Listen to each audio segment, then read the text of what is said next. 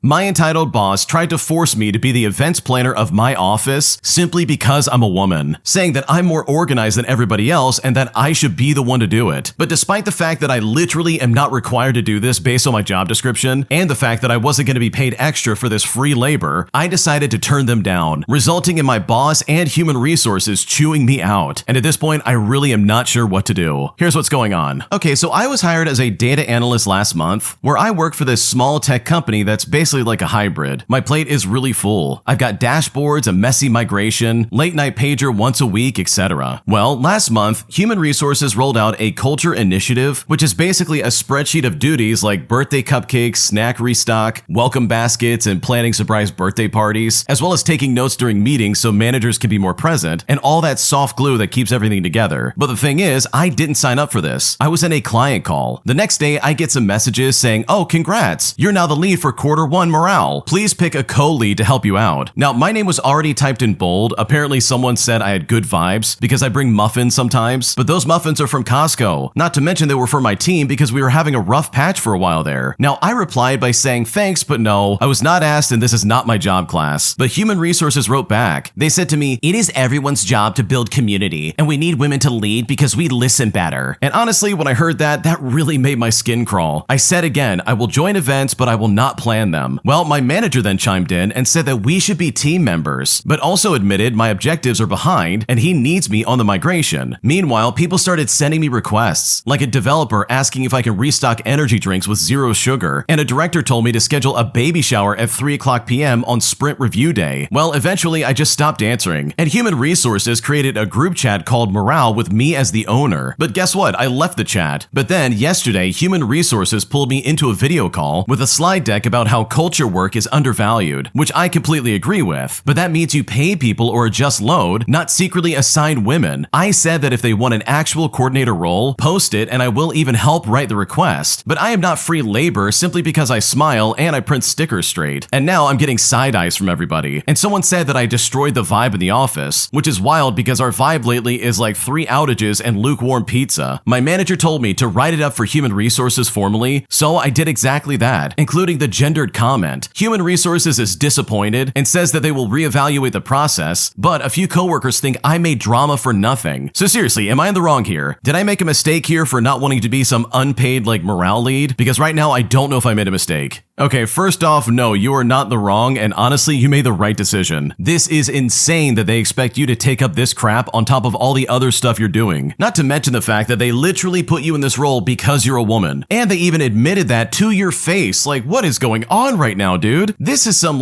grade A sexism if you ask me. The fact that they thought this was okay and somehow was gonna be like, "Oh yeah, you're gonna do this. You're gonna be good at this because you're a woman. You could do it." That's crazy in my opinion. What's going on right now? Because the original poster's right, dude. This is not in their job description. You're not gonna take time out of your day to do this crap. Literally hire someone for that specifically, or if you really want me to do that, increase my pay and then we can talk about whether or not I want to do this. But to just add extra work and free labor on top of what you're already doing, that is crazy and completely uncalled for. So no, you are not at fault, and honestly, this is incredibly inappropriate. And in my opinion, anyone who's actually criticizing you over this really needs to get off their butt and step up and do it themselves. Because expecting you to do it simply because you're a woman is just absolutely toxic and so uncalled for. If you like Am I the Jerk, you're probably going to love Am I the Genius. Check it out, link down below in the description. Also, go to amithejerk.com/submit if you would like to submit your own stories. Am I the jerk for assuming and only sending money for my half of dinner after my sister and I went out to get something on her birthday weekend? Because right now she's almost demanding that I pay for the whole thing, despite the fact that she literally never asked me to do that in the first place, putting me in a situation that is honestly incredibly awkward. Here's what's going on. Okay, this is so silly, but I really need an outside opinion. My sister and I pick up food together very often. Most times we order and pay for our own food because the order is placed through an app or it's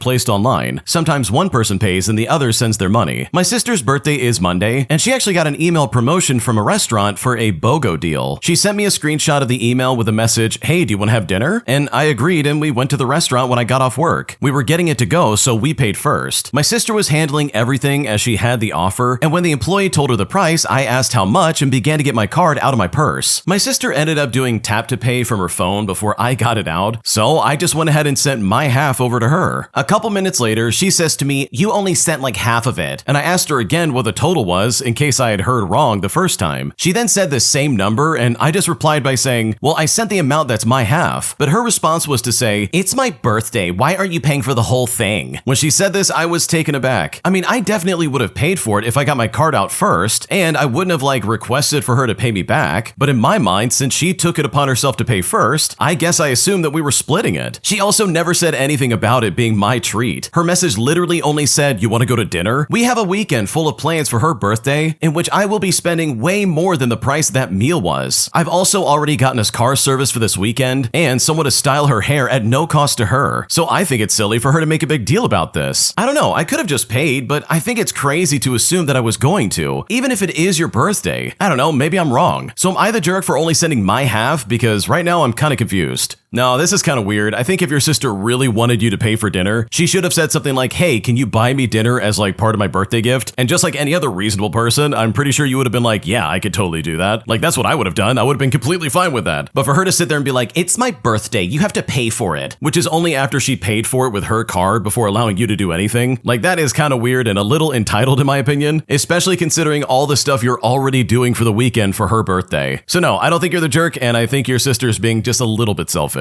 Two entitled parents try to take over my birthday spot for my kid, despite the fact that I reserved this specific spot at our public pool, as they quite literally refuse to take no for an answer. Here's what happened. Okay, so this happened last weekend at our community pool. My sister and I booked the Shade Pavilion for my nephew's 7th birthday, and we paid the $45 fee online. We printed the permit, literally the whole thing, to make sure we could get it. We showed up early with juice boxes, 2 Costco pizzas, a tragic but cute shark cake, and a stack of paper crowns. At about noon, a family of 6 marches in like a parade, drops coolers on our table, and the dad goes, "All right, kids, like every year, grab the corner table." And I say friendly, "Hi, I'm sorry, but we actually reserved this pavilion from 12 to 3. Here's the permit." And I showed it to them. The mom then rolls her eyes and says, "We always use this spot. The lifeguards know us well." She then looks at me and says, "You could take one of the small tables. It's just kids." When I point to the permit again, the one that we printed off, she goes on to say, "You can't own public space." Then the dad starts moving our plates to the edge like we're just in the way. I walk to the lifeguard desk and I explain what's going on because I really don't want to fight in front of a 7-year-old. The lifeguard checks the book, nods, and then eventually comes over. And it's here that he tells them that the pavilion is reserved. The mom then looks at him and says, "We have a toddler who needs shade. Your policy is violating the American Disabilities Act." Now the lifeguard, who's very patient, points at 3 other shaded tables and says, "Look, you can use them. This one is booked." The dad then tries a new angle. "My taxes pay for this. Her $45 does not outrank my taxes." Well, it's at this point another lifeguard radios the manager. Eventually, the manager arrives and it's the same answer, and they ask them to please move. But the mom says to me, "You are teaching your kid to be selfish." And I say to them calmly but in a shaky voice, "I'm teaching him to not let people take his stuff and call it tradition." She huffs out a sigh and then calls me a witch, and they finally drag their cooler to another table, loudly narrating how unfair it is. Now, the best petty part of this ending is that the manager comped us extra swim bands for my nephew's classmates who showed up late to the party. Plus, on top of that, the whole birthday sang the loudest off-key happy birthday song you'll ever hear in your life. In fact, the toddler from that family came over for a crown, and we gave him one, and he smiled like a tiny king. So yes, your tradition is lovely, but my printed permit and my shark cake absolutely beats that today.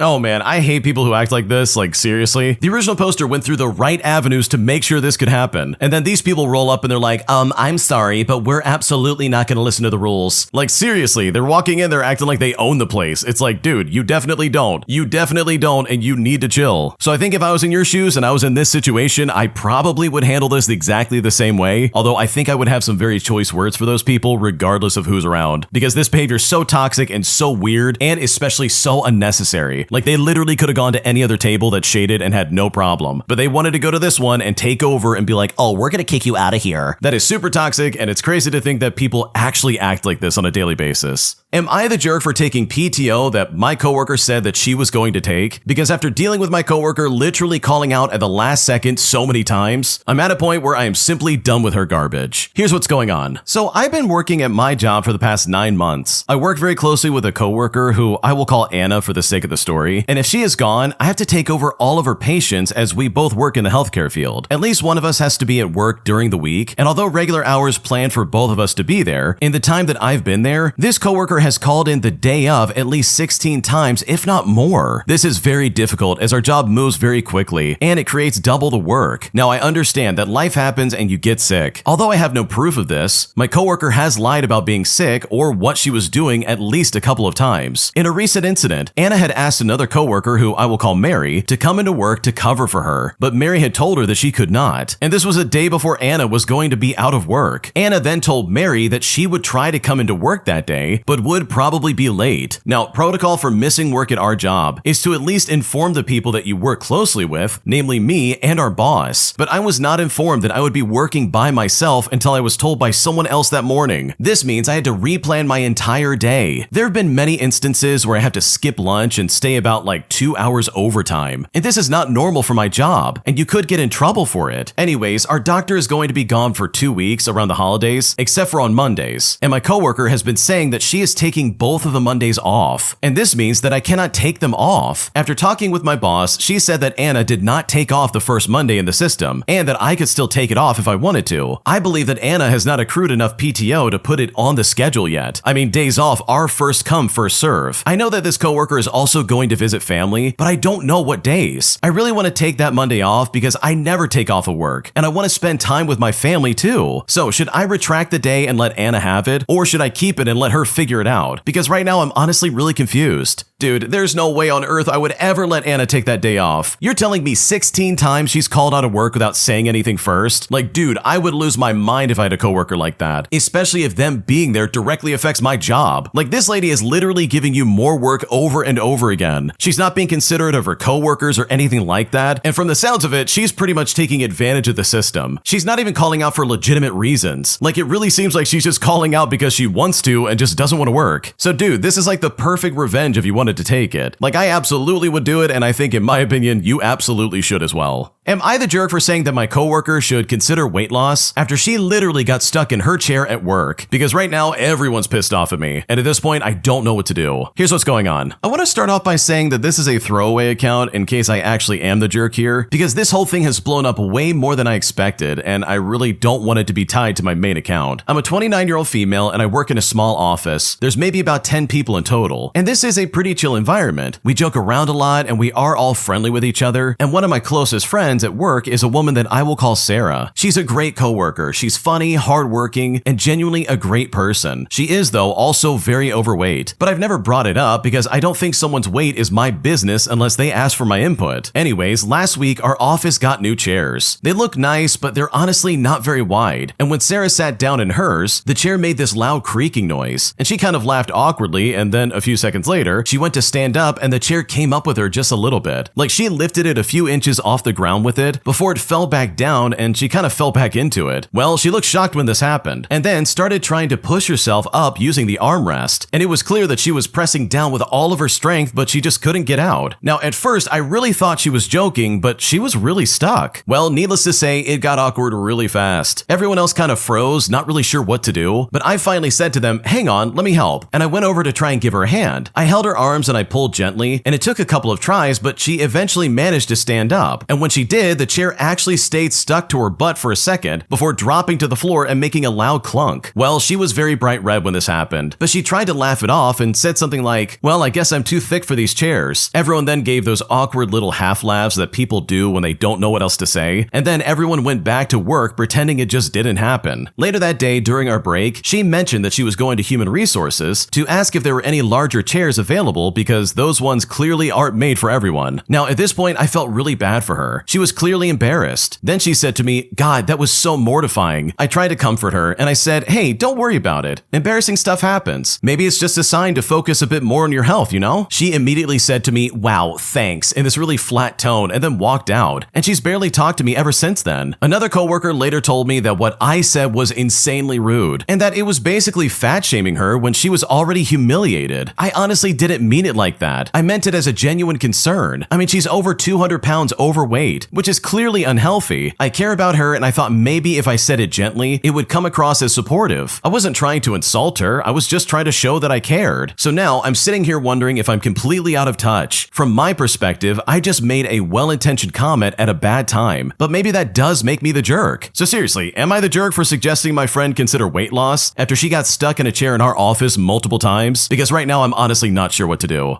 Okay, honestly, I do think you're the jerk because this is a terrible thing to say to someone. Just because the individual is saying, "Hey, I'm overweight, look at the funny thing that happened," doesn't mean that you have the right to then chime in and be like, "Actually, yeah, you are kind of fat." Like, dude, you better know them really well, or they have to be like family or something like that, because that is some crazy guts you have in you to actually make that kind of comment. Like, I don't know, that's just one of those things that you just don't say to a woman, in my opinion, regardless of what she says about herself. Like, dude, just don't even go there. So yes, I do think you're the jerk. I think you should have never said anything about her weight, because that, in my opinion, was a massive mistake. Today, my mom said that she's no longer going to feed us, saying that we're just a bunch of freeloaders and that we're going to have to fend for ourselves, putting me in a situation that honestly makes me feel very worried because right now I don't know what I'm going to do. Here's what's happening. To start things out, I'm a 17-year-old female and I'm still in high school and live in an area where it's really hard to find a job. I also don't have a car because there's no money for driving school. Recently, my mom told me that she's not going to buy food anymore because apparently we're all grown up and everyone has to buy their own food now. This started after she asked my brother, who's 19 years old, who works and also gets to use her car to get to work, to give her $100 to buy food since we rely on SNAP benefits and the government shut it down. Well, he refused to do so she decided that she's not buying food for anyone and that everyone has to fend for themselves. But when she said this, I completely lost it. I said to her, "Why do you even have kids? Why have kids if you're poor and just end up regretting them?" She always talks about how we ruined her life, so I just snapped. I asked her why at 17, broke and having to take care of her own family, she decided to have kids anyways. Kids that she trauma dumps on every chance she gets. She always lets my brother have his way and then gets mad at the rest of us. In the heat of the argument, I also told her that if she really didn't want us, then she should have ended the pregnancy, if you know what I mean, or never had us in the first place. I said that if she really wanted to punish someone, it should be my brother, since he's the one who refused to help out in the first place. She then went on to say, "Oh, I should have done that. You guys are grown up. I already raised you. I've already raised you up." Now, I know what I said was rude and disrespectful, but it's just so hard not to be when I'm this angry and hurt. So am I the jerk here? Because right now I don't know what to do. Okay, I don't really care what you said, to be honest. The fact that your mom is refusing to feed you is just insane in my opinion. There is no good excuse for that. I don't care what's going on. There's no justifying that. Like literally, that's her responsibility as a parent. You don't have a job, you don't have any money. So for her to be like, "Okay, that's it. Because your brother won't give me $100, everyone in this house gets to starve." And it's like, dude, what are you talking about? This is so unfair. Also, the original poster's only 17 years old, dude. They're not even an adult yet. Your mom literally has a responsibility to take care of you. She has to. So no, you're not the jerk. You probably could have said a lot worse, and I still would say that you're not the jerk, because the way your mom's acting is completely unacceptable. Today, I realized that my girlfriend has never called me by my name a single time. And at this point, I'm just a little bit worried about what's going on, and I just don't know what to do. Here's what's happening. Okay, so this is a weird occurrence that I've been noticing, and I just don't even know how to address it. Basically, my girlfriend hasn't once in our short 2-month relationship ever said my name to me. She says it to her friends and family when talking about me, but never once said it to me when talking to me or trying to get my attention. What made me realize this is when I was on the phone with her and she began talking to customers at her job. I didn't really know who she was talking to, so I just stayed quiet until she was done. But to get my attention, she just kept repeating, "Hey," and it was faint and I just didn't realize it until the 3rd time. I then questioned why she didn't just say a pet name or even my name, but that was just a small thing when it happened and I thought it wasn't really that big of a deal. But another time when we were hanging out together, I was looking around a crowded store for her, but she was right behind me. She again just said hey, and I looked back and I didn't see her, and I just kept searching. When she caught up to me, she asked why I didn't go back, but I told her that I didn't see her and I thought it was some random shopper. I then asked her why she didn't shout my name because I would have known it was her way easier, and she just gave me this "oh, I don't know" in a playful tone and changed the subject. It then made me realize it's always been like this ever since we started talking, and it's honestly kind of bothering me. So how do I even address this? And is it even a big enough deal to address in the first place? Because right now I'm honestly not sure how to go about doing this.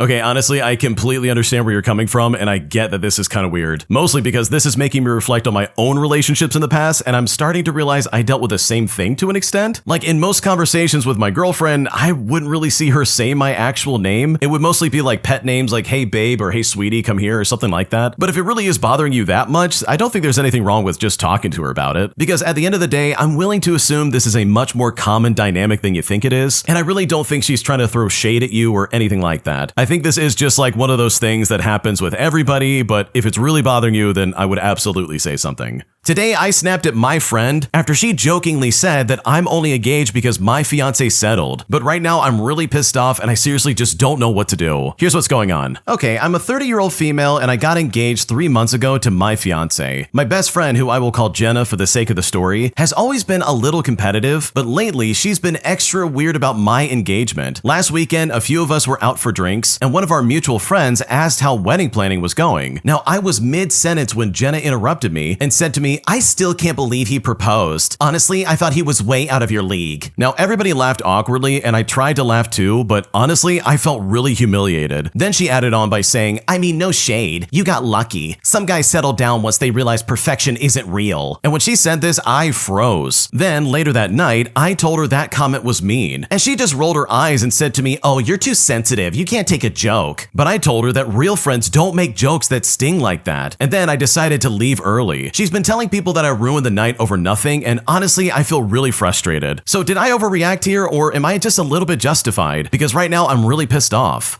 Oh my gosh, this is really upsetting because holy crap, no, you are not the jerk. Dude, your friend is literally sitting there trying to be like, you're not good enough for your husband. And that is crazy in my opinion. Like, what is she talking about? Because yes, you absolutely are good enough for your husband. You have every right to get married to this guy. Who's she to say what you can and can't do? Like, what's going on right now? What a stupid and ignorant thing to say, especially from a friend, dude. Like, what's going on? So no, you're definitely not the jerk. It is crazy that she thinks this is okay and that you're being too sensitive and you can't take a joke. Because what she's saying is not someone who, in my opinion, would ever be a real friend. Because if anything, it kind of seems like she's your enemy, and that I think is a very important indicator moving forward. An entitled car salesman demands that I finance the car I'm trying to buy, claiming that by buying it outright, I would be denying him any kind of commission money and that I would be hurting his family and kids by buying this car straight up. And I've never been more blown away by somebody's entitlement in my life. Here's what happened. So for a bit of background, after selling my motorhome and SUV, I had the cash to buy our next car outright, and that's what I intended to do. I go find the car I wanted and I go to the dealership to buy it. The test drive is great, the car is great, I am ready to get the deal done. First, I'm given the final price sheet with a $1,500 warranty that I neither asked for nor was asked about, so I tell him to take it off. I then have to go through his entire sales pitch and listen to him fighting me on it, but I win. I'm not getting their extra warranty when the car is still under the manufacturer's warranty anyways. Next, he gives me a form to sign to get details for my credit check, so I tell him that I'm not financing it. He leans back with a big sigh like I'm being difficult, but I just ignore him. So I say to him, do you want me to write a check and wait for it to clear to pick up the car? Or do I need to get a cashier's check right now before the bank closes? When I said this, he just gets up and leaves. Literally 30 minutes pass by and I am furious at this point. He comes back with a manager and they both try to get me to finance. They say to me, this is how you build up your credit. But I responded that I already have a great credit score. They then said, you don't want to tie up this money. He tries to ask me some personal questions to make me scared to spend the money. Do you own a house? Do you have a family who relies on you? But I am not playing this game. I have an emergency fund. I just want to buy the car. So is it going to be a personal check or a cashier's check? They then leave and I'm made to wait again. And at this point, I'm starting to get their sunk cost fallacy scheme. The more time I waste trying to get this done, the more likely I'll be to see it through. But at this point, I'm fed up. I get up and I begin to leave, and he catches me on the way out. I say to them, are we doing this or what? He's then suddenly apologetic and lures me back into the negotiating room. Then he acts like I just kicked his dog and says that he lost the warranty money and now he's going to lose the financing money. He says to me, I like you, I really do, but I've got to feed my kids like everyone else. Can you just work with me? The amount they give us for sales like this isn't even worth my time. It's ridiculous. When he said that, I literally had to get up to leave again before he would finally take the check. I really should have just walked out. world. I mean, can you imagine being made to feel like a jerk when you're just trying to buy a whole new car? Overall, I'm honestly blown away, and those guys were massive jerks. That is insane to me, and I cannot believe that you stayed there and decided to buy a car in the first place from them. Like, if I was in your shoes, I would have been out of there. There is no way I'm gonna be guilt-tripped into doing something for somebody else like that. Like, seriously, you have the money. You know what you want, and you have picked out the car that's perfect for you. For them to then turn around and be like, wow, what are you doing? Think about my family. Why aren't you just financing it? That is so inappropriate. That's also incredibly unprofessional. Also, look at how long they made you wait. Literally 30 minutes just for them to do nothing. All the while, you're sitting there with your check in hand, and you're like, wait a second, what are we doing? It honestly boggles my mind that they would try and stonewall you like that and make you wait just to try and make you give in. So honestly, those guys were super toxic. I think it was a good idea for you to stand your ground and tell them exactly what you want, because otherwise you would probably still be waiting in that negotiation room where they would try and make you do exactly what they say. If you like Am I the Jerk, you're probably going to love Am I the Genius. Check it out, link down below in the description. Also, go to amithejerk.com/submit if you would like to submit your own stories. My husband and I have been married for 11 years, and he had an emotional affair 6 years ago, and I'm still trying to get over it, and I seriously don't know what to do. So honestly, I don't really know how or where to begin, because I'm not even sure if it's an issue. My husband, who's 37 years old, as well as myself, who's 39 years old, have been married for 11 years and together for 13. We have 3 beautiful sons, and we are one of those couples who are not just still attracted to each other, but we are also best friends. We enjoy each other's company and do mostly everything together. With all of that being said, about 6 years ago, he had an emotional affair with a coworker. At that time, we had 2 small children. Life was busy and exhausting. I never saw that coming though, as we still, even with all the stress and sleepless nights due to the kids, had a really strong bond on all levels. I discovered the affair through emails that were exchanged when his account was left open on our computer. I had no suspicion, so it hit me completely unexpectedly. When I confronted him, he confessed. He said it started all innocent. There were some lunches spent together, emails exchanged where she expressed how she felt about him. He enjoyed the attention and shared about his life. The worst part about it though is that they picked up food after work once and he went to her apartment. It was late at night. He fell asleep on the couch, woke up a few hours later, and then left. At some point later, a kiss happened. Also, this was apparently the only physical thing that ever happened between them, and right when he realized what he was jeopardizing, he swears up and down they never slept together and never has changed his story. When I found out, we were 2 weeks away from moving overseas. I was heartbroken, but felt I didn't actually have time to process without putting our lives on hold. We quit our jobs, took our kids out of daycare. Our lease was up, and I loved this person so much. I felt I could truly see his regret in his eyes. He was relieved it was out, but had hope that with us moving, he could close this chapter and start fresh. The first year was very hard. I had to rebuild my trust in a new country, building our lives at the same time. After that, it got easier. He put all the work in that was necessary, was like an open book, and while I never forgot, I definitely forgave him. Now, even a few years later, this seems to have resurfaced. I made a connection with a man for the first time after 13 years, where I feel if I wasn't married, things would look really different. Don't get me wrong, I never cheated. I'm not planning on it, but I've built some sort of emotional connection that is very hard to ignore. With that happening, what happened 6 years ago keeps coming up. All of a sudden, I see it as more severe as I saw it back then. I was so focused on thinking, well, he didn't sleep with her, it was just one kiss. While now, I feel they must have had a really strong connection. He must have really liked her, that this bond built over a few months, and he never stopped it. He kissed her. He lied to me while I was home with our children, and he spent time with her. While I went through 2 pregnancies, and being insecure about my own body, he chose the company of a woman who was younger, without kids, never stressed and exhausted, but in the best shape of her life. He broke something in me that all of a sudden, after all these years, comes back and haunts me to this day. I can hardly think about anything else for weeks, because all of a sudden, I can relate and realize what a big step it was to step out of the marriage and kiss another person. I trusted him. He was the one person I trusted with everything, and he absolutely betrayed me. We went through a lot of obstacles to be together. We built something that he maybe not destroyed, but but did create a crack that never fully goes away. On the other hand, I mean, am I crazy? It was 6 years ago after all. I'm telling myself to move on and just let this be. Am I being ridiculous? I don't obsess over a kiss. My marriage is honestly great, and we still are and have become again best friends. And we have a really good love life and partnership. I don't want to bring things up after so many years. At the same time, it keeps my mind busy, and I feel it's unfair I have to deal with this, while he's the one that brought in this situation. I hate that I did not have time back then to process, get some distance, and think if I can move forward, because I felt like I didn't have a choice. I mean, we were moving. What was I supposed to do? I guess I'm looking for some input and feedback on how to go from here and see how other people have forgiven their partners and how they're doing after a few years. I mean, am I allowed to be hurt after forgiving him years ago? What should I do? I don't think it's unreasonable to feel hurt about the situation. Like, case in point, he really did cheat on you, and that's not fair for you at all. And it's also really nice that you see why that's such a big deal. So personally, I think your feelings are completely valid, but hopefully this can get worked out in the way that you feel is best. You're completely valid and still feeling hurt, and hopefully some kind of solution comes your way. An entitled man-child tries to steal from me when he doesn't win a prize at my booth at a fair, and I've honestly never been more blown away by someone's actions in my life. Here's what happened. So I work for a university project in the United Kingdom, and we attend a lot of different fairs each year to recruit students for our project. This year, I had the brilliant idea of getting a little spin the wheel so those who sign up can win a prize. Now, we're a small project, so we don't have the big budget for things like merchandise, so I've been putting a sign that says better luck next time on 3 out of the 10 slots on the wheel. As I'm sure you can guess, a few entitled people weren't happy when they got nothing. The one that really takes the cake though was right at the end of the fair. This particular fair had the highest amount of students signing up just so they could simply spin the wheel, despite having a clear disinterest in the project, which is honestly fine, it happens. About 5 minutes before the fair closed, a middle-aged entitled man walks up and demands to spin the wheel. I explained to them that you need to sign up, and this is how the interaction went down. The entitled man says, "I want to spin the wheel." I say to them, "Of course, our spin the wheel is for students who sign up to do the project. Would you like to know a little bit more about it?" Before I can even finish the sentence or go any further, this entitled man cuts me off and says to me, "No, I want a mug." He then proceeds to scan our sign-up code and sign up in dead silence while I stare at him awkwardly. Once he's done, he spins the wheel and gets a better luck next time spot. I look at him and I say, "Oh, I'm sorry, better luck next time. Would you like a pen? I can tell you more about the project if you want." But once again, this guy wasn't having it. He cut me off and said, "No, I want a mug." He then points at the mug behind the stall. I say to him, "I'm sorry, but I can't do that." He then starts freaking out. "Give me a mug right now. You know what? I'm gonna spin it again." He then gets another better luck next time. Before I can say anything, this guy looks at me, looks at my water bottle that I'm holding and says, "Well, give me that then." Now, an important point to note here is that this is my personal water bottle. It has absolutely nothing to do with the project. I say to him, "Sir, this is my personal water bottle. It is not our merchandise." He then looks at me and says, "Yeah, give me one of those," and just points at the water bottle again. And at this point, I'm just absolutely speechless. This guy then storms off after a few seconds of stunned silence. He screams out, "I'm not happy right now," which is like, okay, I'm sorry that I resisted being robbed of my personal possessions. Afterwards, I thought it was hilarious, but I did genuinely think he was going to snatch my water bottle out of my hands at the time. It's even funnier that he was a full-grown middle-aged man acting like a literal toddler having a temper tantrum. Yeah, that was really strange behavior. Like, that guy was really set in trying to get that water bottle off of you, as well as trying to spin the wheel again. It's like, sir, please stop. You're making this really awkward. And like, how can you not know when you go to a fair that signing up for one of these things is literally going to come with a cost? And that cost is your time. Literally your time and you signing up. The wheel is literally just a gimmick so they can meet their quota of people signing up. And you know what? It worked. But unfortunately, this guy felt entitled to pretty much everything he saw. So yeah, his actions were really weird, and I think if I was there personally, I would probably be laughing my head off. My girlfriend gets upset about literally everything I do, and even gives me ultimatums, stating that if I don't do certain things for her, she's gonna break up with me and move out. And at this point, I seriously don't know what to do. Here's what happened. So first of all, we have been dating so far for almost 2 years. At first, our relationship was incredible. No fights, no arguments, nothing. And as it started as a long-distance relationship, we were extremely happy that after a year, we were able to move in together at an apartment. Regarding our background, I am self-employed in the music industry. I graduated university, making a decent amount of money a month for my age, while also working 5 to 6 hours per day from my studio. Since I was 14, I was battling anxiety, self-insecurities, while at the same time I had anger issues, which came from my own dad. My girlfriend is 3 years younger than me and comes from a very harsh family environment. Her life as a kid was hard, and unfortunately, she was pretty unlucky. I fell in love with her immediately, and honestly, her character is everything that I ever wanted on a girl. Unfortunately though, nowadays I feel like dating a completely different person. At the moment, I am feeding the both of us, if you will, while paying for half the apartment rent and at the same time paying my university fees. Her parents help with the other half of the rent as they are facing some economic issues. However, my girlfriend doesn't work because she has panic attacks and low self-confidence. She doesn't want to study a subject as well, which means that most of her day she sits in bed, literally watching me work from my PC. This is where the problems start. First of all, everything started from the fact that she feels like I'm not giving her enough attention. I understand that working 5 to 6 hours from home could mean that I can take breaks whenever I want, but it doesn't really work like this. I do take breaks, and when I do, I make sure to give her enough attention. Apparently though, this isn't enough for her, and this is where she starts telling me that I don't love her enough and so on. Secondly, she is really jealous. She made me get rid of 5 female friends of mine because she didn't feel comfortable with me seeing them. I tried to tell her that they are just friends and they are in relationships, but she literally wouldn't listen. For reference, I knew all of them for 4+ years, and it was very hard for me to just never talk to them again. Additionally, for the past 4 months, she gets mad really easily. For example, if I don't do something right then and there, she will get mad at me. If I don't run after her whenever she storms out of the house, she will get mad at me again. If I don't reply to a message within a minute, she will once again get angry, and the list just goes on and on. Her newest characteristic is threatening me that she will leave the apartment and break up with me completely if I don't do a certain thing for her. Also, she may tell me that she wants to harm herself, but won't ever tell me the reason behind such an action and just prefers to stay silent. The only thing that shuddered me was making me choose either my postgraduate in a different country or her. She doesn't want another year of long-distance dating, so I have to choose between her or my future job. Unfortunately, she can't last to be even a day away from me, so I also had to cancel a lot of trips. And these are just some of the ways that her personality is, and I'm really confused on what to do next. I love her to the moon and back, but she is not the person that I fell in love with at first, and that honestly breaks me. And I honestly feel like I may have messed everything up. I'm surprised you're putting up with this, to be completely honest. The way she's acting is really weird. Like, first off, she's giving you ultimatums. She's saying, oh, I'm gonna break up with you unless you do this or that for me. Like, what is going on? That is so inappropriate. That's incredibly rude, and that's seriously not okay. Also, the fact that she's not working and helping support the apartment is also a giant red flag here. Like, she needs to do her fair share. I really believe that she should get a job and do something with her life. Sitting in bed and watching you work is not going to be productive for anybody. If anything, it's just going to cause more tension. This is all really unfair for you. You haven't done anything wrong. You're trying to make ends meet in your life as well as your girlfriend's life, and she's just sitting there judging you while also making these horrible comments. And that seriously is so messed up. So hopefully the two of you can figure that out, and she steps up to the plate and actually tries to support you and the apartment, because what you've described right now really does not sound like a good thing. And I really think, in my opinion, that something has got to change. Am I the jerk for refusing to buy my ex's daughter a birthday gift after he and his wife, as well as his daughter, all constantly treat me like garbage and make me out to be the problem in all of our lives? Here's what happened. So for starters, my ex cheated on me for most of our relationship. I found out during my pregnancy with our daughter, and he had the other girl pregnant as well. My daughter was a June baby, and theirs was an October baby. They also got married that following February. To say things between us have been tense is an understatement. My ex's wife didn't know immediately that he was with me, or that we had been together since we were 15. She hated me for overshadowing her own pregnancy with mine. She hated me even worse when she needed an emergency C-section and had so many complications that a hysterectomy had to be carried out. The tension between us all then was at its worst. My ex's wife even wanted me to give up my daughter for them to raise both girls together as real sisters, and when I refused, we had all the drama that you could possibly imagine. I don't even think she would have been able to love my daughter had I done that, but I think she wanted more than one badly enough that she thought that my daughter would do since she was already born. My ex and I now communicate through an app mostly. We share custody of our daughter, who's 14 years old now, and exchanges happen at school pickup time to minimize the contact between us. This has worked for many years, though I know it's not ideal for my daughter overall. example. My daughter and her half-sister have a very high conflict relationship. It's over me and my ex's wife. My ex's daughter has picked up her mom's attitude towards me and dislikes me and believes I keep her sister from her real family. And my daughter doesn't like my ex's wife, which really annoys her half-sister. This has been communicated to me a number of times by my daughter and also by my ex, who will send me random text messages about it. I never respond because our mandated communication is done through an application. My ex and his wife had some financial problems over the last 6 months. For my daughter's birthday, she got a card and a gift card, and my ex told her in advance that he wouldn't be able to get her much. I was able to get her a present though, as normal. I spent a little bit more this year and got my daughter a gaming laptop. She was so happy. My ex became aware of this when my daughter spent a little bit of time with her grandparents, and she asked them if she could bring the laptop to their house. My ex asked her about it, and she told him I bought it as her birthday gift. Now, my ex's daughter's birthday is a couple of weeks away, and he wants me to buy her a gift, something I have never done before. He said the money situation is still tight, and he doesn't want her to get nothing. I told him I would not be buying her a gift, and he blew up the application and my phone, saying that I should be doing this so that his daughter isn't left with a lackluster birthday. My ex said I have never done anything to help the dynamic with the girls and never cared about the pain he and his wife were in, and this was one thing I could do. So am I the jerk for refusing to buy my ex's daughter a birthday gift? Because at this point, I'm really not sure and I really don't know what to do. Your ex is really entitled. Like seriously, why would they ask that of you? First off, this guy cheated on you. He cheated on you and had another family, and that's not fair at all. You didn't ask for that. You didn't ask to have a pregnancy at the same time as his mistress, and you certainly didn't ask for them to try and take that baby from you, claiming that they should be raised together as real sisters. Like if anybody's toxic or making problems in this situation, it is most definitely the ex and his wife. They are clearly trying to set these kids up against each other, and their animosity towards the original poster is so unacceptable. They are literally the authors of these problems in the first place, and they're still trying to blame you for it even though you didn't do anything. And honestly, there's nothing wrong with getting a good gift for your child. So what, you got him a gaming laptop? Is that really that big of a deal? How is that somehow a deal breaker? And how does that in some way require you to buy something similar for your ex's daughter? Or even something in general? Like you said it yourself, you've never bought them a gift ever. And also, their daughter treats you like garbage and has adopted her mother's awful attitude towards you. Like why would you want to buy her a gift? Like it really seems like your ex is just trying to manipulate the situation. They're trying to gaslight and guilt trip you into doing exactly what they want. And that's so inappropriate. Like that really is not fair. So in my opinion, first off, I would advise your daughter to keep her gaming laptop at your home, because chances are she might not ever see it again if it goes to their house. But also, if I was in your shoes, I would do the exact same thing. I would decline in getting a gift, and I would not feel bad about it in the slightest, because these people, including their daughter, treat you like garbage. And in my opinion, if you want anything from me, you're gonna have to start treating me with respect. Otherwise, you're just gonna get nothing. My stepdaughter's entitled boyfriend has ruined her life, been incredibly entitled, and made the both of them completely homeless. And now we're hoping that my stepdaughter can see the errors of her ways and finally come back home after dumping her boyfriend to the curb. Here's what happened. So for the sake of the story, I'm gonna call my stepdaughter's entitled boyfriend Ralph. And obviously, that's not his real name. Now, Ralph has a tendency to break, ruin, and tear up everything he touches. My daughter, who is actually a sweet and endearing young woman whom I love dearly, has, like many young women, self-esteem issues that have allowed herself to be led astray by people like Ralph. In the year that they've been together, she's lost everything. But at 23, she is old enough to learn her lessons without us parents coming to her rescue until she gets rid of Ralph and back on track. When they first got together, they lived with her dad and myself for a few months. It very quickly became apparent that Ralph had a chip on his shoulder when it came to me. He would carry stories to my husband, causing us to argue, despite my husband telling Ralph many times that my house was mine and everything in it was mine. But Ralph would keep asking my husband, not me, if he could have various things in my house. He also kept getting more and more animals, despite the fact that we would tell him no more. Now, neither were taking care of the ones that they had, and they weren't buying dog or cat food or cat litter. My husband and I were, and they weren't picking up the messes, while also not training them and just allowing them to tear up our belongings. Now, Mary Jane is legal in our state, if you know what I mean, and there is a dispensary in our town, and the only work that these two would do is door delivery, and she would just do her job for the daily payout just to then get enough money for Ralph to make a purchase at the dispensary every day, along with eating at fast food restaurants on top of that. The moment that Ralph's chip on his shoulder came to me was when they brought my husband a soda one night, while also walking in the back door right past me while calling out, "Oh, we got you one, it's your favorite soft drink." And they were saying this to my husband in the living room with zero inclusion of me. Now, another example is my stepdaughter asking if she could use my debit card to go get the four of us drinks at a local convenience store one hot day. My husband and I were unloading stuff from the truck and trailer in the backyard, which honestly was no problem. However, when checking my account, they spent $20 on food for Ralph without even asking. The final straw came along when I told them that they had to replace the bedroom door that their dog chewed the bottom out of, while also refusing to allow them to get a pit bull mix that they wanted to rescue, even though it had a bite history. I did not want that entering my home. And by this point, they moved to my stepsister's mother's house. But honestly, this is just the tip of the iceberg at how awful Ralph truly was. During their time there, my stepdaughter kept getting tickets in her car, which is only registered to my husband. They were not paying their insurance, which, by the way, I had bought my stepdaughter her own policy and paid the startup out of my money when they lived with us. And I didn't pay the plate renewal either. Now her license is suspended and it cost my husband about $600 to get plates, again in his name only. Plus, they had damaged the car and it needed repairs. So he took it from them before her license was suspended, but after the police took the plates from the car, my husband let her use the truck, which was on my insurance policy. But unfortunately, Ralph drove the truck. He has no license, and to top it all off, he blew the motor in it. And now it's sitting and it can't even be used. I told my husband I would put the car on my insurance for him, but only if he drove it. And if he returned it to them, I was canceling the insurance, which I stood by. Nevertheless, Ralph called daily demanding my husband return the car to them once it was legal and fixed. After 3 weeks, my husband finally said, "Look, jerk, I don't know what it is that you think you're trying to accomplish here, but you're not demanding anything from me and you're not getting the car back. I may have originally bought it for her before she got with you, but it is my car in my name, and I'm keeping it in lieu of the truck you ruined. Don't call me again about the car." Now, we have been hearing of ongoing disputes between my husband's ex and Ralph. Things got so bad there that Ralph told my husband's ex-wife to pack up her stuff and get out, and this is all in her own home. Another time, Ralph said to her, "Shut up and remember who you're talking to." So we all decided it was time to let our daughter hit rock bottom, since she wasn't seeing how Ralph had taken her from being a sweet, lovable, well-liked, and responsible girl who was also in a college nursing program, all the way to this person with a criminal history and no prospects at the moment. My husband's ex-wife moved in with her boyfriend, turning the power off at the home that she had been renting, and told her former landlord, whom she was actually longtime friends with, that she wouldn't allow it to affect their friendship if he convicted them for squatting. When my stepdaughter called wanting to come back, my husband told her that she could, but Ralph absolutely could not. Now, they were staying at a homeless shelter in town where Ralph's mom lives, and to top it all off, even Ralph's mom won't let them live with her either. Now, we hate seeing her go through this, but the entitled jerk who is Ralph that she just won't let go of has really brought her down, and she can do so much better than this guy. This guy actually told us once that he couldn't work at a factory that he interviewed at, all because it was climate controlled and his heart condition won't allow that. Then he argued with me and my husband that climate controlled meant controlled by the climate, so it was hot in the summer and cold in the winter. We haven't seen him hold a job or do anything useful and productive since they've been together, and instead he just uses and demands stuff from people. And it's really unfortunate how he's ruined my stepdaughter. Yeah, Ralph does not sound like a good person. He sounds like one of those guys who is clearly using everybody around them and is just trying to find a new way to get by. He doesn't hold a job, he doesn't do anything like that, but instead he found this 23-year-old girl and he's like, "Yeah, I'm gonna stay with you, baby," and as a result, he's just dragging her down. That's really unfortunate, but honestly, if I was in your shoes, I would do the same thing. I would take a step back and be like, okay, this is the results of your actions. This is the man that you want to date. This is no longer our problem. And now look at them. They're homeless, they have no car, and they have a criminal record. Like seriously, at that point, it's time to have some self-reflection and be like, oh wow, Ralph is the problem. Let's kick Ralph to the curb. So hopefully your stepdaughter can see the errors of her ways and she can come back from this and do better in her life, because Ralph is not the answer. And frankly, this guy is only gonna drag her down even more. If you like Am I the Jerk, you're probably going to love Am I the Genius. Check it out, link down below in the description. Also, go to amithejerk.com/submit if you would like to submit your own stories. An entitled customer freaks out when they're checking out at my my store, angry and furious that they got an item for free when they believe that they should be charged full price. And I've never been more baffled by anybody's logic in my life. Here's what happened. So I work in a supermarket, and our policy is to give an item for free if it scans higher than the ticketed price. As I often am, I was called over my headset to check a price on something that scanned higher for the customer than they expected. Reaching the location in the aisle, I noticed an old price ticket that should have been removed previously. It was still there, and it was giving the impression that this item was half price. So I informed the checkout operator that the price was wrong, and I thought that was it. A couple of minutes later, I hear a call over the speakers informing that there was an aggressive customer at the front end. Basically, this means as many team members as possible should attend in order to scare a customer that may be physically violent into backing down with a large presence there. Myself and a manager got there first, and this guy was going on about how he wasn't charged right for his items. He has 4 items, and following the same policy that gave him the first one free, he would get all the subsequent items for the price advertised on the shelf. So he had 1 for free and 3 half price. He insisted that it was wrong and it should be more expensive. Myself and the manager clearly explained how the policy worked and that he was actually much better off because he got 1 for free. But he wasn't having it and kept arguing about it and told us to just charge him for all of them. As soon as the final one was put through, which was half price, his whole tone changed and he calmed down immediately, saying it's already cheap enough, he doesn't understand why it should be free, and then just proceeded to leave. I should also point out that this item, even at full price, is under $5 each, so it's not big money, but anything free these days should definitely be considered a win. Yeah, the guy in this story was being really weird. Who gets angry over being charged what, less than $7 basically? Like, you already have 1 item free, why can't you just roll with it? Why cause such a big scene over something so small? And I agree with the original poster here. If something is being advertised as free and you're getting it legitimately for free, then you should just take it and run. Like, that's what I would do. You're not stealing from them, they're giving it to you for free. Like, there's nothing wrong going on right now. So yeah, the guy in that story was being really weird, and there was literally no reason to act like that in the first place. An entitled, awful customer treated me like garbage, claiming that I didn't know what I was doing, despite the fact that I was doing everything I can to help them out. And when I heard about this from a coworker, it honestly ruined my day. And I'm so sick of customers treating service workers like garbage. Here's what happened. So at my job, we are shorthanded, and when I come into work, I don't know what to expect when I come in. I'm either working several departments all alone, or I'm on the register. We are short-staffed because people are quitting. Half the store associates got chosen to do a week-long inventory project, and hours have been cut. I come in for my shift, and I'm told I won't be on the floor, and instead will be a cashier outside because they don't have any. So there's no one in my area to assist customers because I'm on the register, and we can't leave the register area. And this has happened several times before. Eventually, a man comes in and needs some stuff loaded because he has had back surgery. I let him know ahead of time that there's no one out there, but I can page on the intercom for someone to come and help. Usually, when you page for a loader, no one who works inside comes along to get involved unless a manager also gets involved. Some of the managers just expect you to find a solution yourself, and last time I was told to just keep paging. Well, no one comes out, so I try again. Now he is already getting frustrated. He goes inside and suddenly the cashier's manager pages me to go load the customer, not realizing that I'm on the register. So I call her on the work phone. She forgets I'm on the register and goes to get me some help. She pages for the guy, but no one comes. Then she tells another manager, and first he tells her to do it, but ends up getting 2 other guys. Seconds later, after her page, several other associates page on the intercom that a customer needs help loading. And of course, it's for the guy. The cashier manager has no choice but to come out and do it herself. She loads as well as 2 other guys that worked in different areas. Then suddenly the cashier manager comes to my register saying how the guy went inside and was bad-mouthing me to everybody in there. He supposedly said to one person that the little girl out there doesn't know what she's doing, but thankfully she supposedly stood up for me. Now I worked here for years and was aware how things were going to turn out, but honestly when I heard about that, this honestly ruined my entire day. Wow, what an awful customer. Like, for starters, how can someone not understand that people at a cash register that has, you know, money in it, they're not allowed to leave their station and they have to stay put? Like, it really sounded like the original poster was doing everything they could to fix this issue. And instead of being patient and compassionate about the situation, this guy turned into a massive jerk. And the fact that he had back surgery honestly has nothing to do with it. I know people who have had really bad surgeries as well, and they never act like this in public public when they're recovering as well. So seriously, overall, people just suck. And no matter how hard you try to please everybody around you, there's always going to be one guy around the corner who simply cannot be pleased. My wife is suddenly acting incredibly different, as her personality has changed nearly overnight, and her behaviors have become very cold and reclusive. And I'm honestly not sure if she's having an affair or not. And at this point, I seriously don't know what to do. Here's what happened. My wife and I have been together for 14 years, and we've been married for 7.